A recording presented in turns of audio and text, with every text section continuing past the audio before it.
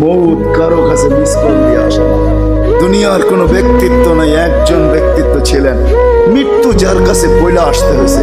আল্লাহ নিজে বলছেন মালাকুল মৌতকে, বন্ধুর কাছে যাবে, অনুমতি দিলে ঢুকবে, নাইলে ঢুকবে না। অনুমতি নিয়ে বুকে হাত রাখবে, নাইলে রাখবে না। আমার বন্ধুর অনুমতি ছাড়া হাত রাখবে না বুকে। একজনই দুনিয়াতে ব্যক্তিত্ব ছিল যার কাছে অনুমতি নিয়ে আসছে, কারো কাছে আজ পর্যন্ত অনুমতি নিয়ে আসে আর আসবেও না। সত্য এটাই। এই জন্য আসেন, ওই জান্নাত, এটাই আমাদের ছোট জীবনটার উদ্দেশ্য।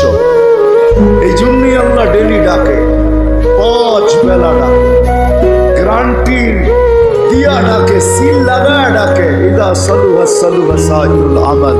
5 ওয়াক্ত নামাজ যদি এই উম্মত কমপ্লিট করে দেখাইতে পারে, আল্লাহ আমাদের নবীজির সাথে ওয়াদা করছেন, আমিও আপনার উম্মতের জীবনকে কমপ্লিট করে দেখাই।